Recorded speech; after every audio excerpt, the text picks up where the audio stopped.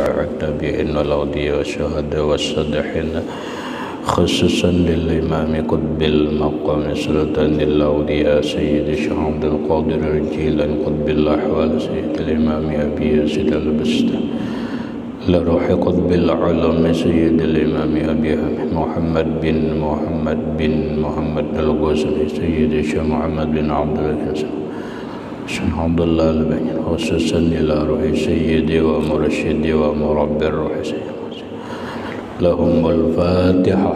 أعوذ بالله من الشيطان الرجيم. بسم الله الرحمن الرحيم. الحمد لله رب العالمين الرحمن الرحيم مالك يوم الدين إياك نعبد وإياك نستعين اهدنا الصراط المستقيم صراط الذين أنعمت عليهم غير المغضوب عليهم ولا الضالين آمين.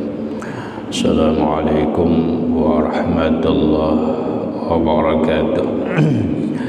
Bismillahirrahmanirrahim. Alhamdulillahi rabbil alamin wa bihi nasta'in wa ala umurid dunya waddin wassalatu wassalamu ala asyrafil anbiya wal mursalin sayyidina wa habibina wa syafi'ina wa tabibi qulubina Muhammadin wa ala alihi wa sahbihi ajma'in.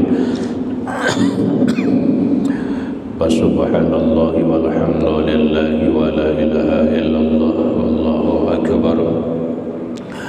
La hawla wa la quwwata illa billahil aliyyil azim. Adada kulli harfin kutiba wa yuktabu abadal abidin wa dahrad dairin amin. Assalamu alayka ya sayyidi ya Rasulullah. Assalamu alayka ya sayyidi ya Habibullah. Assalamu alayka ayuhan nabi wa rahmatullah wa barakatuh.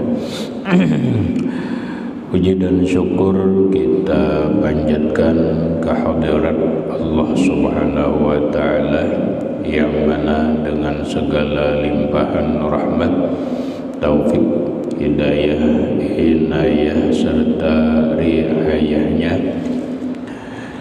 kita dapat bertemu dan berkumpul kembali di dalam ruangan masjid yang mulia ini dengan satu tujuan dan niat yang sama, yaitu melaksanakan sembahyang bersubuh berjamaah, kemudian menambah ilmu pengetahuan agama lewat pengajian kuliah ba'da subuh.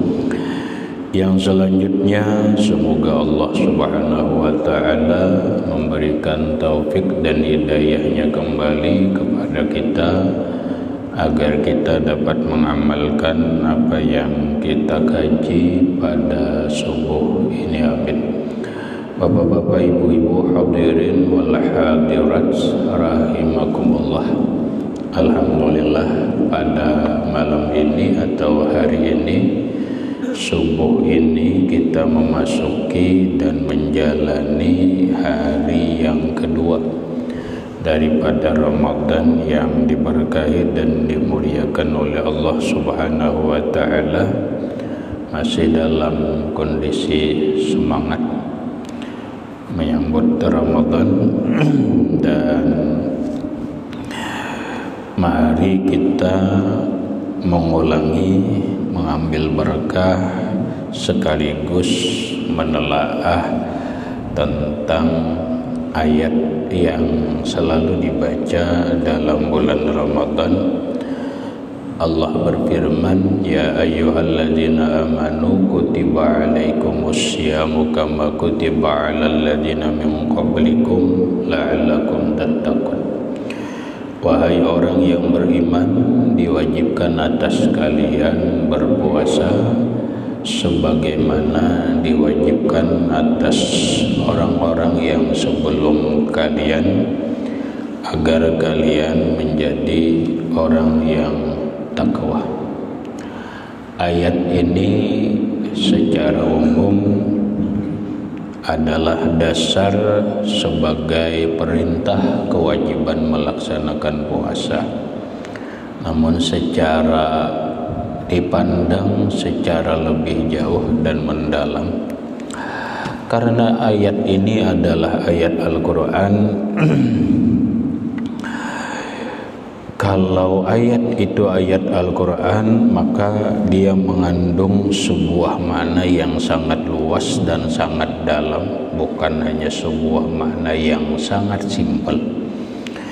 Seorang wali Allah Ta'ala yang bernama Sahal bin Abdullah At-Tustari mengatakan, "Lau uqtiya alaikum, jikalau kalian itu diberi oleh Allah Subhanahu wa Ta'ala pahamal Quran, kepahaman tentang Al-Quran, sampai Allah Ta'ala itu memberikan pemahaman setiap, jangankan satu surah, satu ayat, satu huruf dari Al-Quran itu bisa mengandung 1000 pahaman.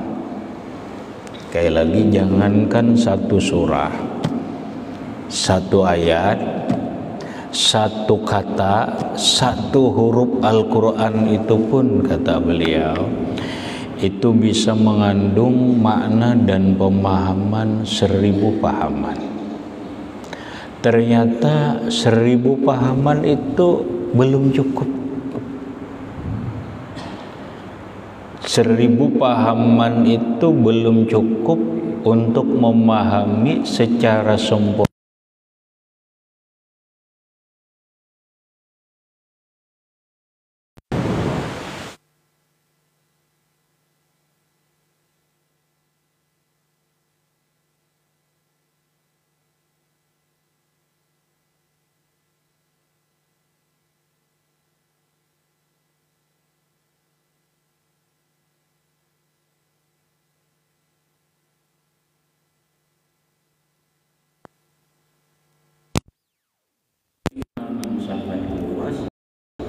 dan tidak cukup waktu menguraikannya dalam 1, 2, 3 jam, bahkan mungkin bagi ulun membutuhkan waktu berhari-hari. Kenapa? Karena ayat ini di dalam tafsir atau dalam ketentuan syariat merupakan sebuah perintah kewajiban berpuasa. Maka inilah yang kita lakukan sekarang, yaitu melakukan ibadah puasa Ramadan karena ada perintah ayat ini. Namun kalau kita pahami secara luas, ternyata oleh para ulama tentang puasa itu ada 3 macam.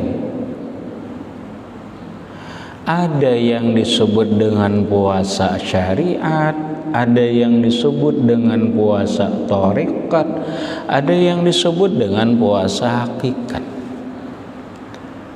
Nah, ini membutuhkan uraian yang sangat panjang. Apa itu puasa syariat? Apa itu puasa thariqat? Apa itu puasa hakikat? Bahkan ada yang mengatakan apa itu puasa makrifat. Berarti membutuhkan waktu yang cukup panjang. Ini hanya dari sisi puasanya aja. Ketika kita membahas masalah puasa yang disebut dengan puasa syariat seperti yang kita lakukan ini, maka banyaklah hukum yang kita bahas dalam berkaitan puasa. Ada yang disebut dengan syarat-syarat wajib berpuasa, ada rukun puasa, ada pembatal puasa, ada makruh di dalam puasa, ada larangan-larangan dalam berpuasa. Maka timbullah sebuah pemahaman bahwa ternyata puasa syariat itu membawa agak cukup rumit dilakukan. Kenapa rumit? Karena ternyata puasa syariat itu bukan hanya menahan lapar dan haus, min tulu'il fajri ila ghurubi syamsi, mulai terbit matahari, terbit fajar sampai tenggelam matahari. Ternyata bukan itu. Tapi ada hal-hal yang lain yang harus kita puasakan. Ini kalau kita bicara puasa syariat. Terus yang ingin ulun bicarakan bukan masalah puasa syariat, bukan puasa thariqat, bukan puasa hakikat, tetapi bukan puasa ma'rifat, tetapi kita melihat dalam ayat tadi, akhir daripada anjuran puasa, baik yang tadi disebut bisa puasa syariat, thariqat, hakikat dan ma'rifat, ujung-ujungnya adalah la'allakum tattaqun, agar kalian menjadi orang yang takwa. Nah, ini yang kita jadi orang takwa. Loh, kenapa untuk menjadi orang yang takwa? Karena begini, sekarang kita melihat kata apa yang dikatakan oleh Imam Ibnu Zawji, Syekh Abdurrahman Az-Zawji. Kata beliau, az-zamanu la yasbutu ala halin wahid. Keadaan itu ternyata tidak berada dalam satu keadaan yang tetap. Maksudnya, hidup ini, kata beliau, berubah. Kalau ulun sering katakan, ternyata rumus hidup ini adalah pasti berubah dan berpisah. Siapapun dia, apapun jabatannya, hidup ini sebuah rumus yang pasti adalah berubah dan berpisah. Kita sekarang melihat keadaan berubah. Secara umum ini alhamdulillah nih banyak orangnya nah. Tapi ada juga perubahan yang tadinya ada sekarang gak ada. Tahun lewat ada, sekarang ada di masjid. Tahun lewat sehat, sekarang garing. Tahun lewat sekarang begini. Oh, ternyata keadaan itu pasti berubah. Perubahan pasti. Tadi kondisi rambut kita hitam semua, sekarang belang dua. Ada hitam putih, bahkan kita sampai kondisinya bisa putih seberataan. Ke atas, ke bawah, sampai kemana-mana putih. Perubahan dalam bulu, seberataan mengalami perubahan. Dan pada akhirnya semua mengalami berpisah. Kalau boleh dikatakan hidup pasti berakhir. Apapun dalam hidup ini pasti berakhir. Sesakit-sakitnya manusia pasti berakhir. Hidup pasti berakhir. Nah, sekarang kondisi perubahan demi perubahan, pada akhirnya yang terjadi adalah sebuah perpisahan. Apa? Yaitu kematian. Pada akhirnya kita ini berubah, apapun, mau kondisi sosial, mau keadaan kesehatan kita, mau keadaan rumah tangga kita, mau keadaan bisnis kita, pasti berubah. Pasti berubah. Dan pada akhirnya perubahan itu menjadi sebuah perpisahan. Terkadang perpisahan dalam rumah tangga, perpisahan dalam berteman, perpisahan dalam ini dan itu, pada akhirnya adalah al-firaqul ahibbah, berpisah dengan para kekasih kita, bahkan berpisah dengan kehidupan dunia ini. Dan begitu kita amati perubahan dalam hidup ini, ada yang manis, ada yang pahit, ada yang gembira, ada senang, ada susah, bahkan ada yang sangat pahit dan sangat sakit. Sering ulun tanyakan di pengajian, nang paling sakit dalam hidup ini apa? Apa orang kena penyakit diabetes itu paling sakit? Ulun kira kada. Apa orang paling sakit itu adalah orang stroke, kada kau pandir, kada kau berkomunikasi lawan anak istri dan sebagainya. Apa itu yang paling sakit? Ulun kira kada. Terus apa dalam hidup ini yang paling sakit? Dadar gulung ya, ada dadar atau gulung pulang? Kada. Kondisi kita ini kan banyak, mana sudah gugur di sumur ketiban imbir pulang pas karena tawak, nah itu kan sakit tuh. Oh, tapi ternyata tidak. Orang boleh jadi ketika stroke sakit, perasaannya sakit ini dan itu, tapi nya masih senang aja, masih kawa makan, masih kawa melihat, dan kondisinya masih banyak orang yang lebih sakit padanya.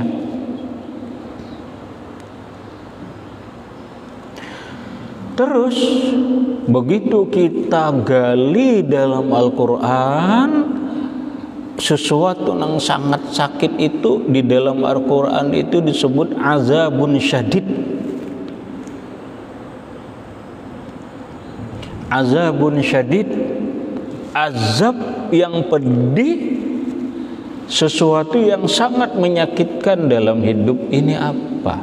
Oh, ternyata yang sangat berat menyakitkan dalam hidup itu adalah firaqul ahibbah, berpisah dengan orang-orang yang kita cintai.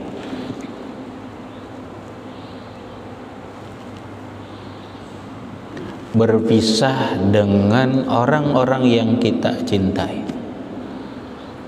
Di saat cinta-cintanya lawan anak, lawan istri, lawan keluarga, tapi berpisah. Yang sakit siapa? Boleh jadi yang hidup merasa ditinggalkan oleh suami, itu yang paling sakit. Ya boleh jadi orang yang mengalami kematian ini, dia kematian yang memisah dengan ahibbah, anak dan istri, keluarga yang dicintai, inilah ternyata ini yang lebih sakit dalam kehidupan. Tapi ini sebuah kepastian yang harus kita alami. Nah, dari ayat inilah la'allakum tattaqun, puasa membentuk kita menjadi orang yang takwa, karena dengan takwa inilah kita bisa mendapat sa'adah, kita bisa mendapatkan husnul khatimah. Artinya apa? Kita sekarang ini siapapun, apalagi yang sudah kondisi umurnya aku jir mulai sakit-sakitan udah atau apa, umur jua parak jua, oh ternyata kita ini kullu nafsin zaiqatul maut. Kita akan menuju fase ini. Setiap yang bernyawa pasti mati. Dan ini sebuah kepastian. Innal mauta allazi tafirna minhu fa innahu mulaqikum. Qul innal mauta allazi tafirna minhu fa innahu mulaqikum walau kuntum fi burujim musyayyadah. Muhammad, katakan kepada umatmu kematian yang kamu tidak menginginkan kematian tersebut, bahkan kamu berhindar dari kematian itu, kematian pasti mendatangimu sekalipun kamu berada di binting yang sangat kuat. Oleh karena itu, insya Allah ulun akan fokus membicarakan masalah ini yang disebut sebuah kepastian. Apa?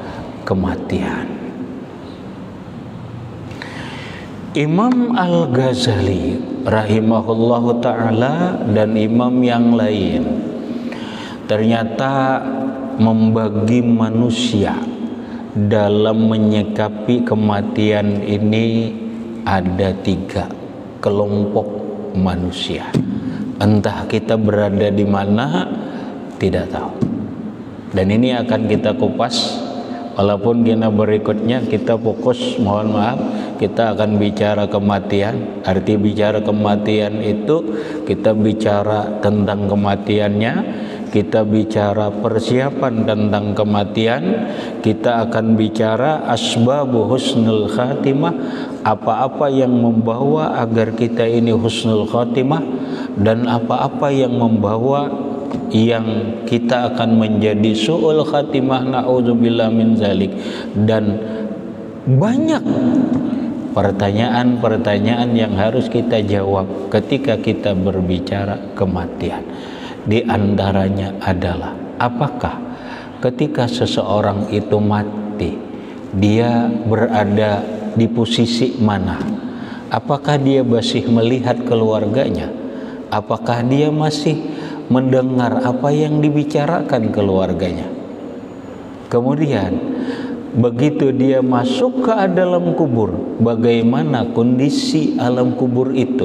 Bagaimana cerita tentang alam barzah? Bagaimana tentang cerita jasad? Bagaimana tentang roh yang disebut dengan alam barzah atau yang disebut dengan ahwalu alamil barzah? Bagaimana sih sebenarnya keadaan alam barzah itu? Nah, mungkin mudah-mudahan secara umum mungkin 4 kali atau 5 kali pertemuan mungkin kita akan fokus berbicara tentang kematian. Nang modalnya la'allakum tattaqun. Puasa adalah bagian modal untuk menuju kematian husnul khatimah, karena membentuk takwa. Takwa inilah sebuah modal keselamatan. Hadirin rahimakumullah. Kembali, kematian manusia itu memandangnya 3 hal, menyikapinya 3 hal. Pertama, alladzina la yuhibbuna bal yakrahunal mauta. Orang-orang yang tidak menginginkan kematian, bahkan benci dengan kematian. Apakah kita faktanya begitu? Kita tidak ingin mati, bahkan kita mungkin benci dengan kematian. Nanggai apapun kehendak dulu mati. Nah, ini kata Imam Ghazali, kelompok ini alladzina la yuhibbuna bal yakrahunal mauta, orang-orang yang tidak menginginkan kematian, bahkan benci, tidak menginginkan kematian. Itu ternyata ada 2 kelompok. Pertama adalah muhibbud dunya, orang yang berpandangan dunia ini adalah segala-galanya. Orang yang memahami bahwa kematian itu adalah akhir dari segalanya.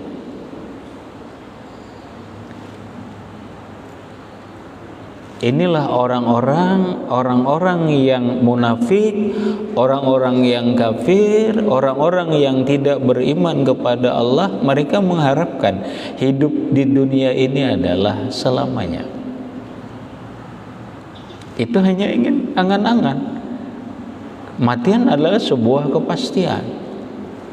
Namun tetap istilah orang sekarang, mohon maaf Pak, sebagaimana dalam Al-Quran Allah mempersilahkan bahwa dalam dunia keilmuan, dalam dunia teknologi, Allah mempersilahkan kepada manusia ini menggali sebuah keilmuan, ilmu sains, ilmu apapun dipersilahkan Allah. Sampai sekarang saking teknologi canggih itu kan,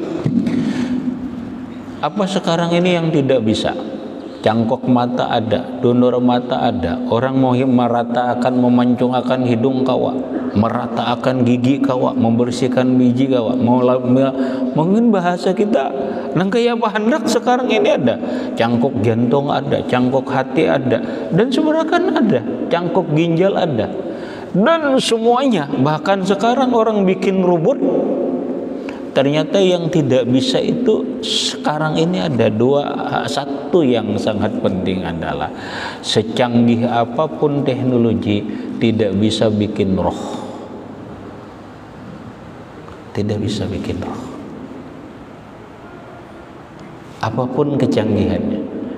Dan inilah sebuah kenyataan, kesempurnaan Allah, kekuasaan Allah, dan kenyataan kelemahan manusia.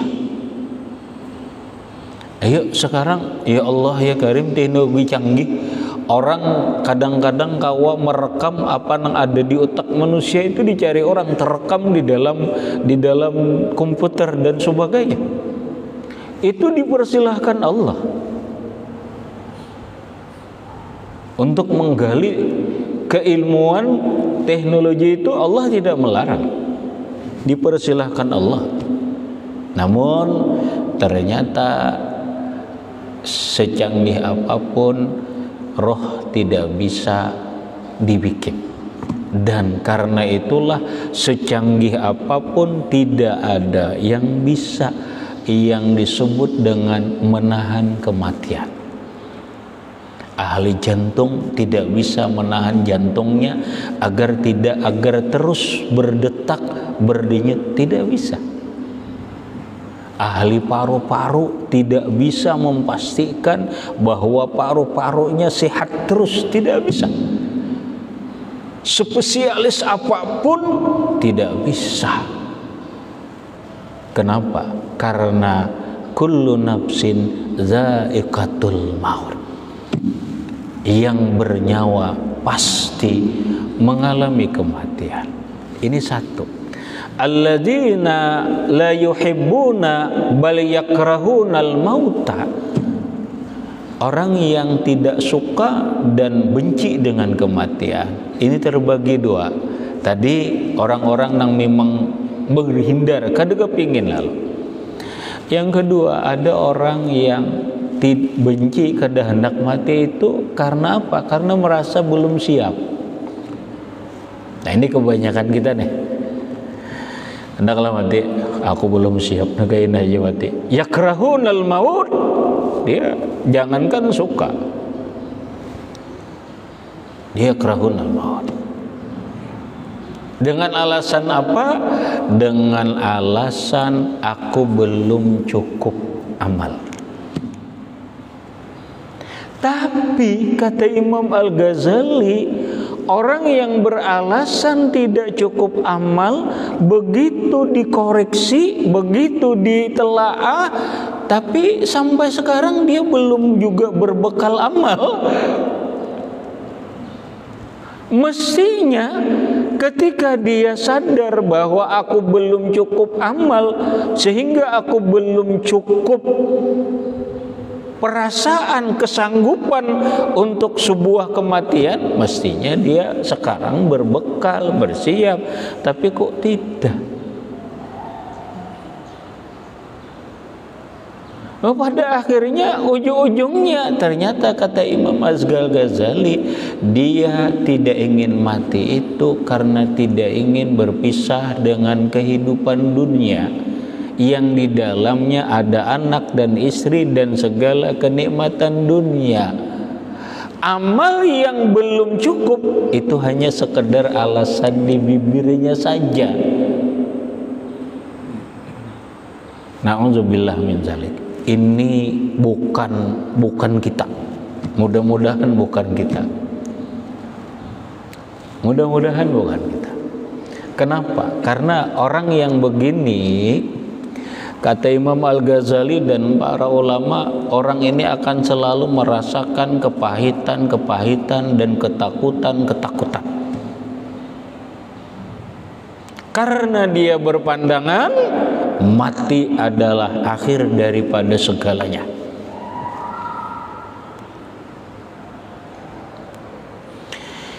Ini satu kelompok. Yang kedua, alladzina la yuhibbuna wa la yakrahunal maut. Mereka yang tidak suka kematian namun tidak benci dengan kematian. Ya mungkin bahasa kita lagi, aku kada suka mati, kalau nya mati ya sudahlah, aku siap-siap aja. Kan gitu. Mungkin kita ada kondisi kita begini, aku tidak menginginkan kematian, tapi aku juga tidak benci dengan kematian. kalau toh sekarang aku harus mati, apa mau dikata, aku juga harus siap dengan kematian. Nah, orang yang begini ini sudah lumayan ya. Ini lumayan apa? Karena dia sudah punya kesadaran. Nah, sehingga ketika orang tidak menginginkan kematian, namun dia pun tidak benci kematian, kalau toh datang, aku sambut. Maka kondisi ini akan menghasilkan yang disebut dengan isti'adat lil maut. Dia akan membekali persiapan kematian. Siapa tahu aku esok mati, kadang-kadang aku mati. Cuma mati tidak dicari, jika datang aku tidak lari. Artinya apa? Aku siap.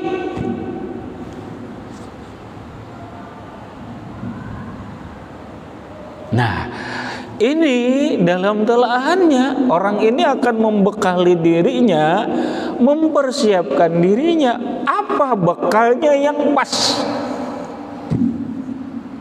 Jawaban umumnya, fatazawwadu fa inna khairaz zadi taqwa.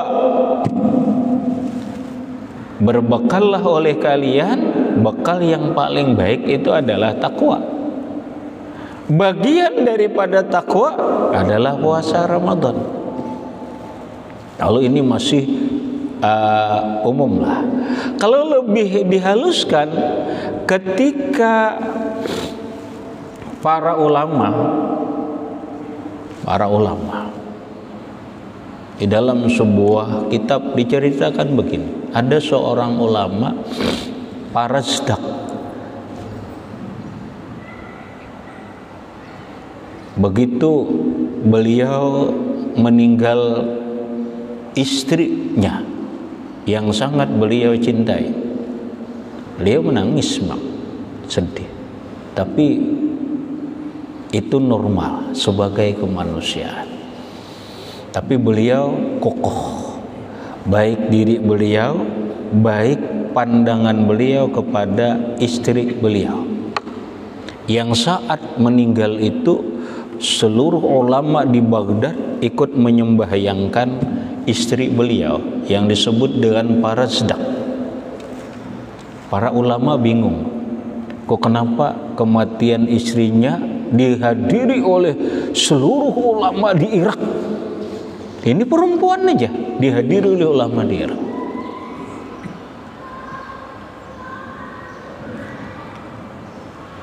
Biar singkat waktu, ada ulama yang bertanya kepada Parasdak. Mungkin bahasa kita, wahai Parasdak, sebenarnya apa yang kau persiapkan bagi dirimu dan untuk istrimu ini dalam kematian?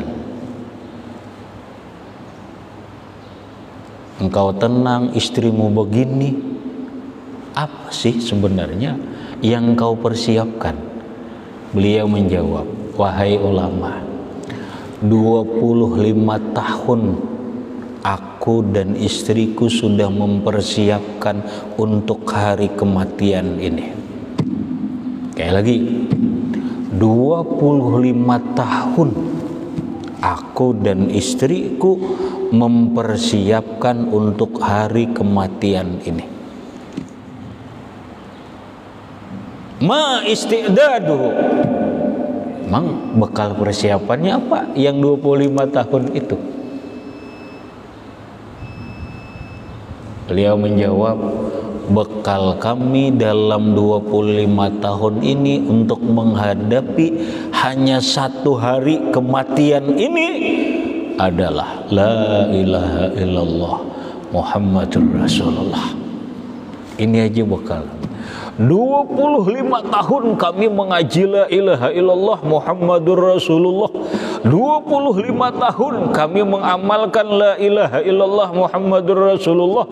25 tahun kami memusyahadahkan la ilaha illallah Muhammadur Rasulullah.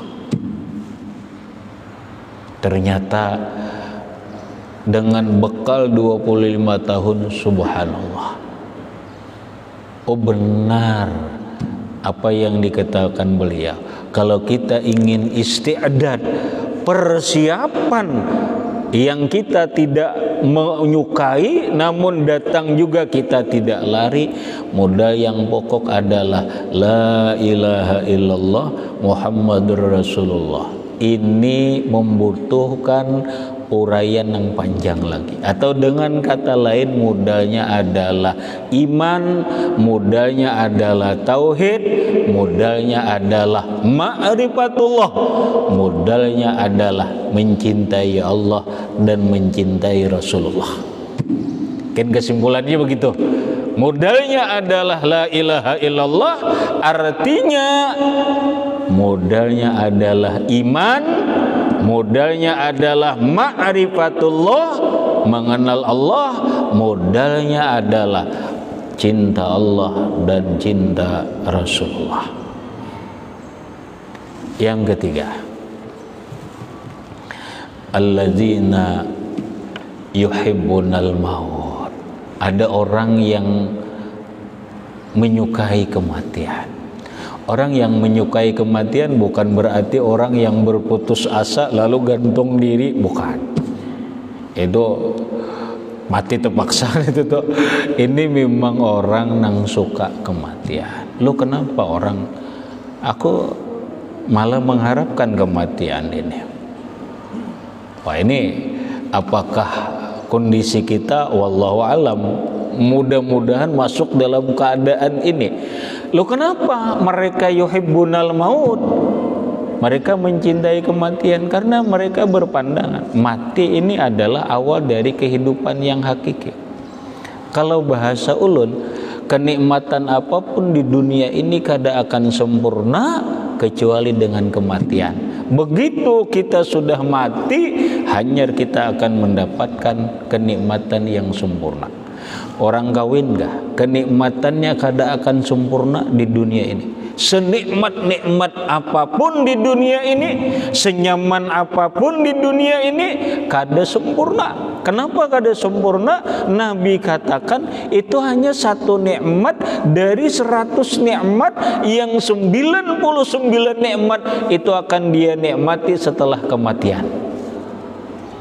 Apa artinya lah satu nikmat di dunia ini yang setelah kematian ini dia merasakan kenikmatan 99 nikmat. Coba pian bayangkan, senyaman-nyamannya di dunia ini saja satu nyaman, satu nikmat dari 100 nikmat, yang 99 lagi akan kita nikmati setelah kita mati. Maka kematian itu adalah sebuah pintu nikmat baginya. Siapa yang tidak menginginkan 99 nikmat yang dihadapinya? Masya Allah. Nah, kondisi ini mungkin kita akan dapat ketika kita melihat kenyataan. Kenapa yuk? Karena begini, ini mungkin terakhir. Mohon maaf kalau terlambat. Karena kata Nabi, la yamutanna ahadukum hatta yura makanuhu fil jannah am finnar. Atau kama qala sallallahu alaihi wasallam. Kita mungkin kalau kita ini diberi oleh Allah Ta'ala pengetahuan atau melihat keadaan bagaimana orang sakaratul maut, yang mana kata Rasulullah, orang yang ingin menghadapi kematian itu keadaannya berbeda-beda. Wah, ini lebih asyik lagi biar kalau kita ngaji ini. Kenapa? Karena seseorang itu kata Rasulullah tidak akan mati kecuali dia mengalami sebuah keadaan, yang keadaan ini para ahli medis, para ahli kesehatan, para ahli apapun bingung, ini keadaan apa? Kenapa? Itulah dia yang disebut dengan keadaan di bawah alam sadar. Dalam setiap orang yang hendak mati mengalami fase keadaan alam bawah sadar. Entah apa itu namanya dalam bahasa medis. Di saat dia berada di alam bawah sadar itu, dia akan melihat tempatnya. Dia akan melihat tempatnya. Apa? Surga kah? Neraka kah? Apa di surga? Apa neraka dia? Maka kata para ulama, di saat di bawah alam sadar itu dia melihat tempatnya dalam surga, kondisinya dia akan gembira, akan senang, bahkan dia lahirlah ucapan-ucapan yang aneh. Mungkin bahasa kita, lakasi pang, lakasi nah. Kayaknya bahasa kita, lakasinah matinah, lakasinah. Kenapa? Karena sudah melihat tempatnya. Ini yang disebut yuhibbunal maut, inya hendak mati. Minimal kita masuk dalam fase keadaan itu. Nang kita dalam alam bawah sadar itu kita melihat bahwa inilah jannatul ladzi bahasa dalam Al-Qur'an, wa absyiru bil jannatil lati kuntum tu'adun. Itulah surga, itu surga tuh untukmu. Maka saat itulah siapa yang tidak ingin mati. Nah, disitulah yang disebut dengan hubbul liqa. Kita ingin berjumpa Allah. Kenapa? Oh, ternyata kehidupan dunia ini fata morgana, palsu. Kehidupan dunia ini adalah semu. Ternyata kehidupan dunia ini kada apa-apanya. Lebih baik kehidupan nang sesudah kematian. Maka bagi orang ini adalah al-mautu babun nikmat. Mati adalah sebuah pintu kenikmatan yang hakiki. Itulah yang dia ingin gapai. Karena dia ingin mendapatkan kenikmatan yang hakiki, dia ingin mendapatkan kehidupan yang abadi, yang tidak ada patah morgananya, yang tidak ada kepalsuan dan tidak ada tipu dayanya. Sekali lagi, kenikmatan dunia, kenyamanan di dunia ini, betapa nyamannya, betapa nikmatnya, tidak akan sempurna kecuali dengan kematian. Maka mati adalah bukan akhir segalanya, tetapi mati adalah sebuah pintu yang harus kita lewati dengan senang hati, karena mati pintu kenikmatan yang abadi. Karena mati adalah sebuah jalan untuk menuju keabadian. Nah, mudah-mudahan kita sampai kepada fase ini. Hadirin rahimakumullah. Masih kita akan membicarakan kematian, dan berikut kita akan fokus membicarakan tentang kematian, karena ini adalah sebuah kepastian. Itu dulu yang dapat ulun sampaikan. Mudah-mudahan bermanfaat bagi ulun dan sambian baratan, dan mudah-mudahan berkat kita berkumpul ini Allah Subhanahu wa taala ampuni dosa-dosa kita, baik dosa zahir ataupun dosa batin, dan mudah-mudahan dan berkat kita berkumpul ini Allah Subhanahu wa taala mengumpulkan kita dalam surga, dan berkat Rasulullah sallallahu alaihi wasallam wa alihi wa ashabihi wa bisirril Fatihah. A'udzu billahi minasyaitonir rajim. Bismillahirrahmanirrahim. Alhamdulillahi rabbil alamin arrahmanir rahim. Iyyaka na'budu wa iyyaka nasta'in ihdinas siratal mustaqim.